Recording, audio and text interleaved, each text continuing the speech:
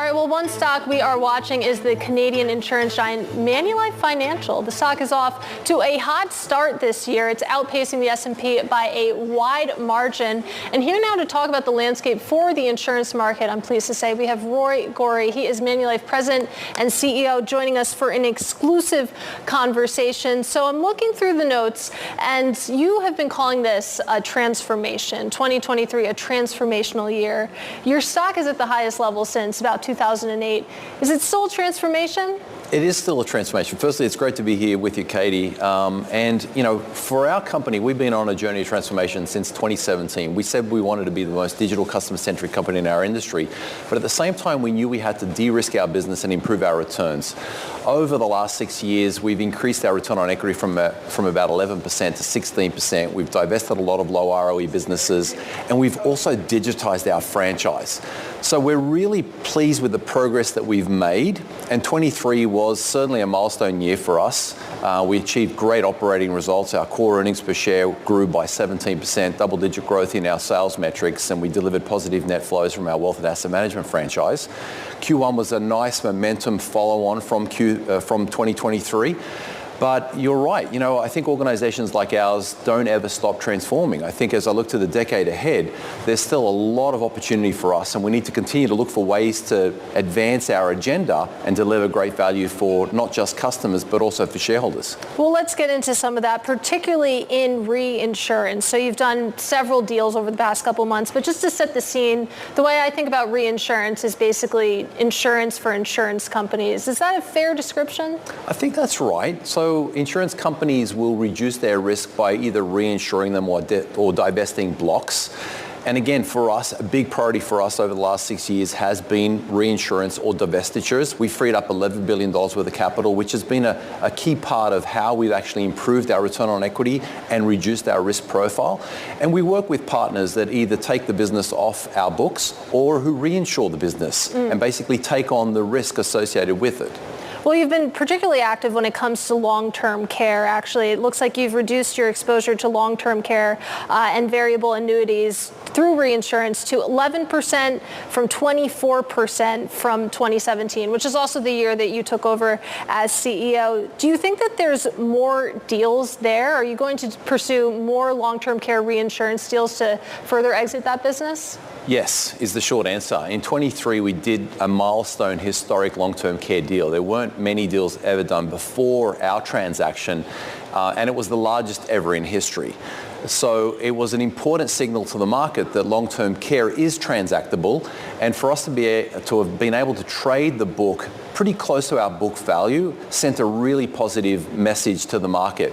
And as a result of that, there are now many more interested parties who are coming to talk to us about other parts of our long-term care portfolio that they may want to acquire or take on from us. So we think it was a good first step. We traded at a really very attractive price, but we think that there's further opportunity. So inbound offers you're receiving, you're not just soliciting bids, so to speak. Yeah, so there are people that are, or companies that are interested in talking to us about our long-term care portfolio, and we're certainly engaging in conversations with them.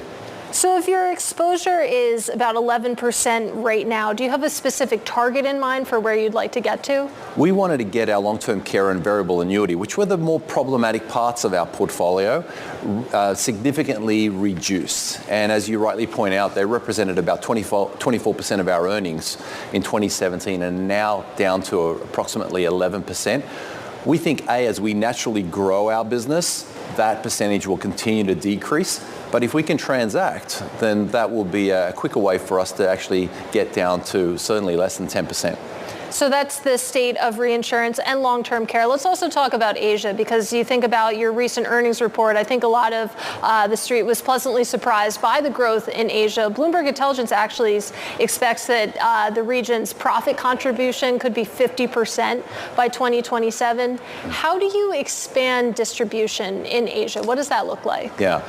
Well, we're really proud of our Asia franchise. It's one of the things that really differentiates us from our peers. We've got such a strong presence in Asia that complements our North America capabilities, both in Canada and in the US. And again, having a diversified business across 3 broad geographies is a significant advantage, certainly in an environment where we're seeing GDP growth in North America slow a little bit and Asia continue to grow at 4 to 5%.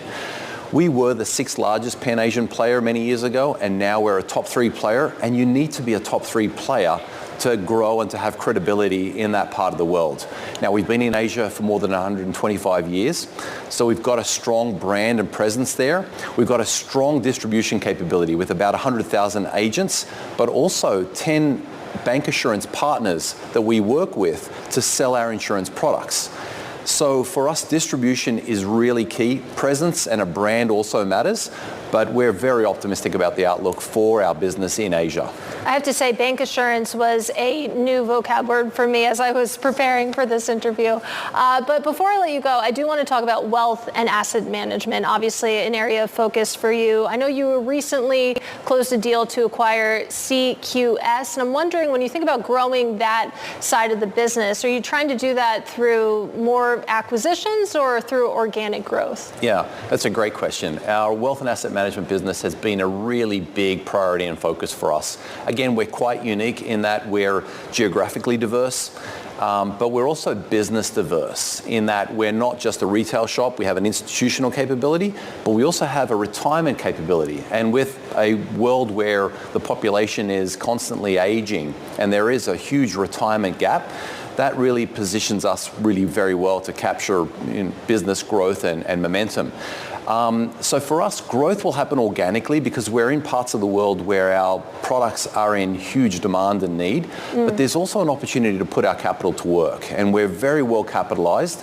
So investing in businesses like CQS that add to our capabilities is another way that we're going to grow beyond the organic opportunity that we've got.